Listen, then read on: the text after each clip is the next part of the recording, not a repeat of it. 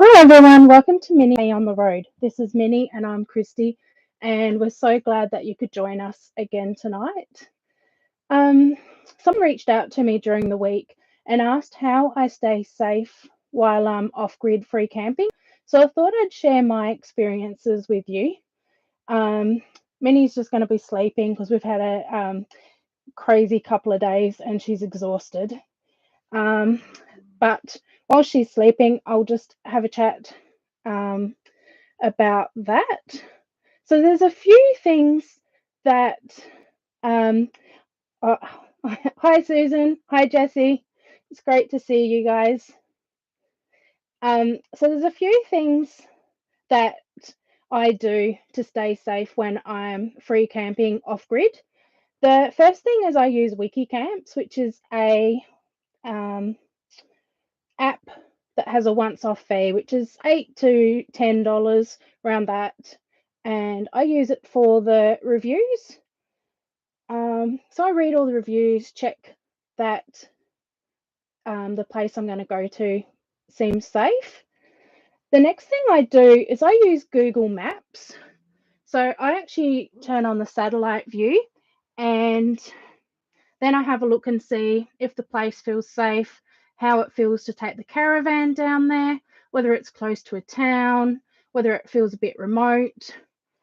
Then the next thing is when I'm heading to a site, I drive through, have a look, see how I feel once I actually get there. I stayed at a Bannon place, Bannon Park recently, which was a little bit remote in Tasmania. And when I was staying there, I was the only caravan there. It was a bit far away from towns. And the first night I felt quite a little bit freaked out, especially when I had to take Minnie out to the toilet. The second night I felt a little bit better, even though I could hear gunshots. I think there were farmers around hunting. And then the third night I didn't think about it at all. I've always said that if I rock up to a place and I'm not quite sure, I can either leave or I can stay hitched overnight so that I can leave anytime. I haven't had that happen yet. The other thing I do to stay safe is I don't post where I am while I'm there.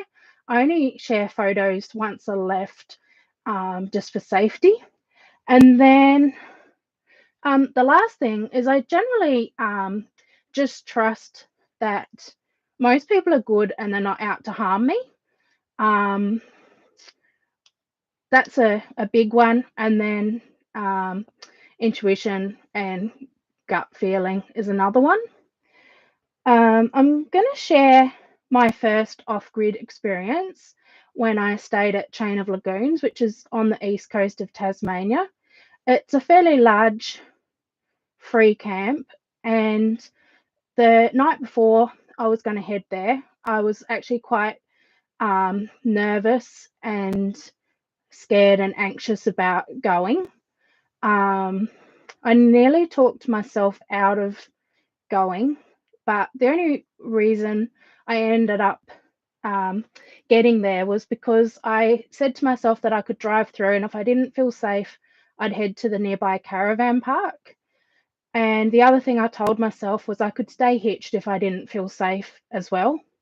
So when I arrived, there was a friendly camper already set up, and I had a bit of a chat to him and told him that it was my first experience of free camping.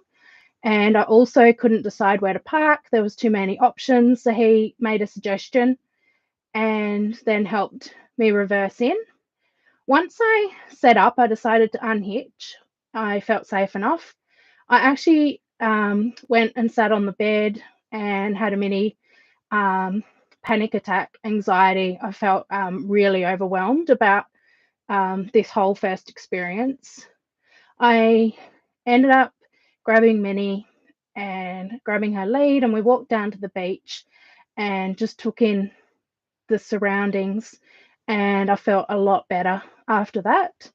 We ended up staying 3 weeks at that place, and it's one of my favourite sites I've ever stayed at. And if I didn't overcome the fear of actually staying there. I would have missed out on that whole experience. I have a similar thing.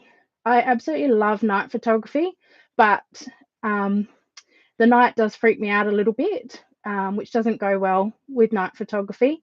The first night when I was staying at Chain of Lagoons, I went to do some photography at night and I didn't like the location at all, didn't feel safe, so I went back to the caravan.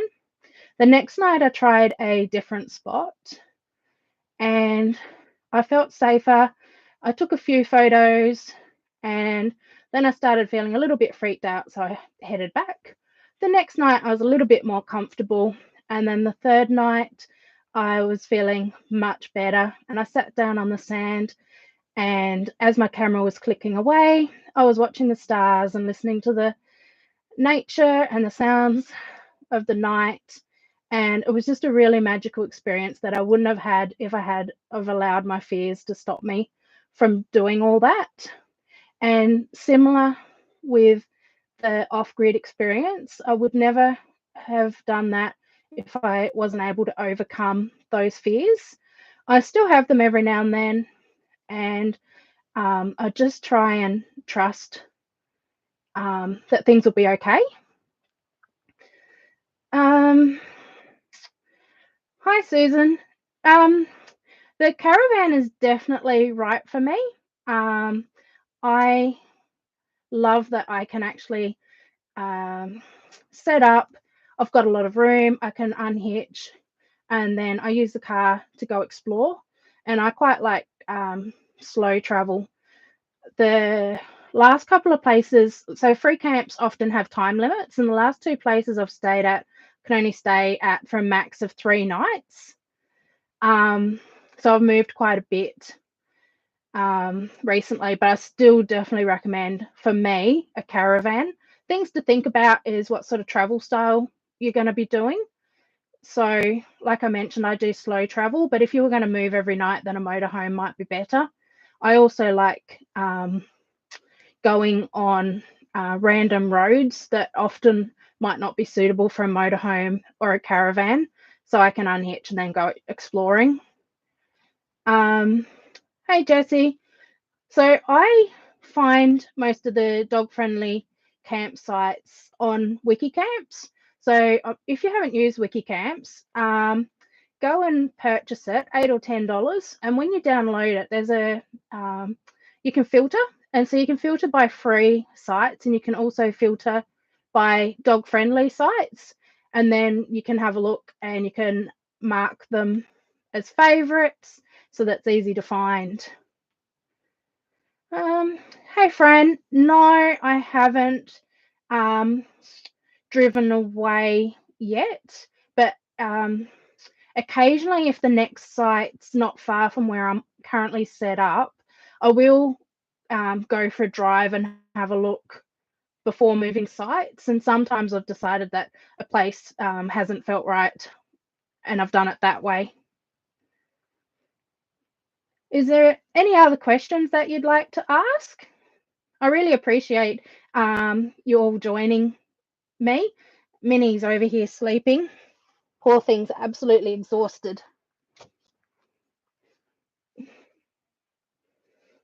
Aren't you, sweetie? Was there any other questions? Otherwise, we can leave it for tonight and we can have another chat next week. Perfect. Well, thank you all for joining us, and I'll see you next week.